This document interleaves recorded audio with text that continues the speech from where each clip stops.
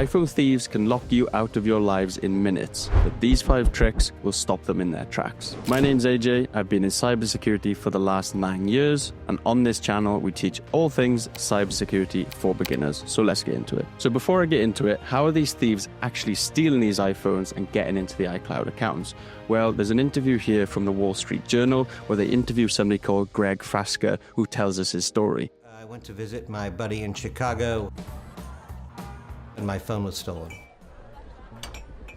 And the thieves were able to generate a recovery key, which would lock me out of my iCloud account. I'm willing to do anything possible just to get my photos and videos back. So now that we know that they're targeting people like you and me, how are they actually using the recovery key in this attack? Well, Joanna Stern from the Wall Street Journal explains more. Thieves committing crimes like this across the country use the passcode to turn on the recovery key before they steal money from apps on the phone. This way, the owners can't remotely get back in to wipe the device and use Find My iPhone. To understand how thieves exploit these vulnerabilities, think of your Apple account like a house. The thieves get in and then keep you out by changing the main lock on the front door, your Apple account password. Yes, with the passcode to your iPhone, they can change the Apple account password. It's a major vulnerability in itself, which I talked about a lot in that first video. Now, if a victim wants to get back in, they go through account recovery, aka the old forgot your password reset process. Apple will ask for your trusted phone number. Provide that and a texted code, and you should be able to create a new password to unlock the front door. But many of these thieves put up more barriers. They change the trusted phone number and/or create a recovery key.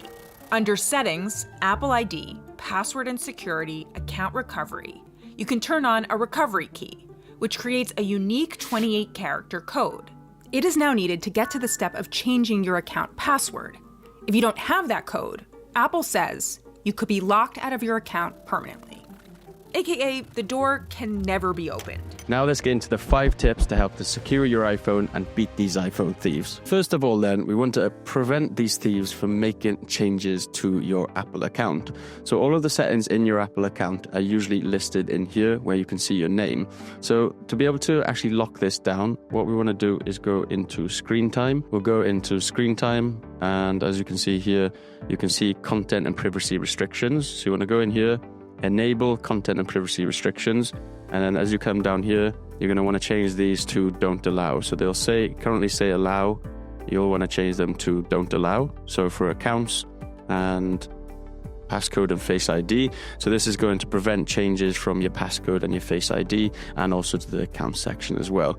But obviously this can be changed. If an attacker has access to your phone, then they can easily just go in here and change the setting back. So actually, to prevent that, you want to put a screen time passcode. So make sure that it's different from your actual passcode for your phone. So make it a completely different passcode. It's going to ask you to enter your Apple account details here. So make sure you enter that.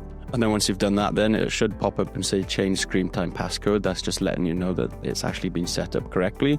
And then if we go back into here and say this is an attacker now, they go in here, they find out that you've got these settings disallowed or disabled. They'll go in here and they'll try and change it.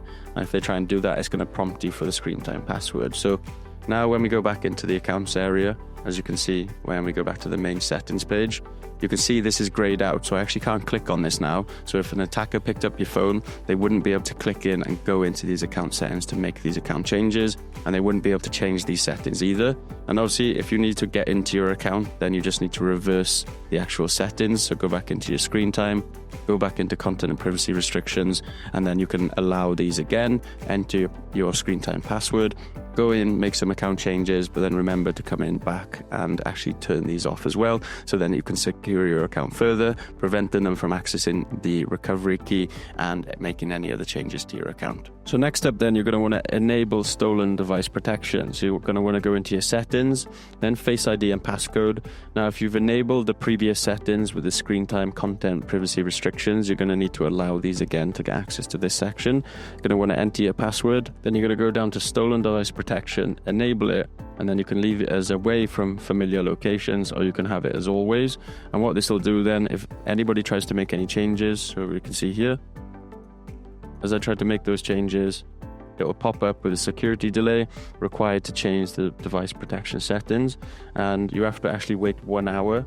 So this timer will start. So when that hour actually passes, then I'll be able to make changes to the account. So what it's trying to do here is say that if somebody tries to make changes to your account, you've lost your phone, they're going to have to wait that time delay. So within that 1 hour, you should be able to log in to find my iPhone and actually disable the iPhone itself. So tip 3 then, you actually want to enter and add a longer passcode for your iPhone to make it harder for these attackers to either guess it or actually remember it.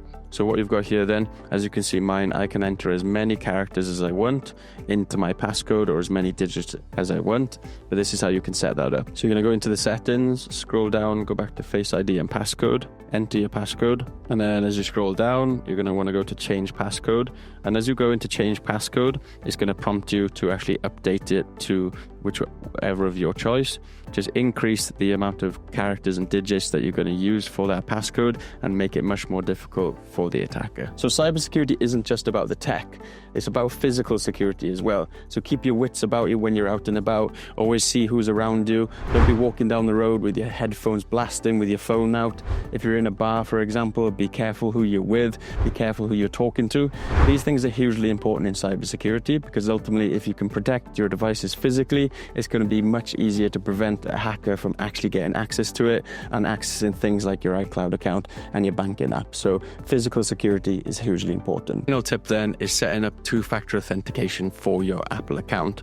So now with two-factor authentication, when you go to log in with your password, you'll be prompted to enter a verification code, which is often sent to another device, and you can't log into your Apple account unless you've got that verification code. So this increases the security around your account and decreases the chances of the attacker getting in. So you want to do this for your Apple account, but you also want to do it for every other account that you set up as well. And Apple's Passwords app can really help with that. So with their new Passwords app, they have verification codes and you can set up two-factor authentication codes.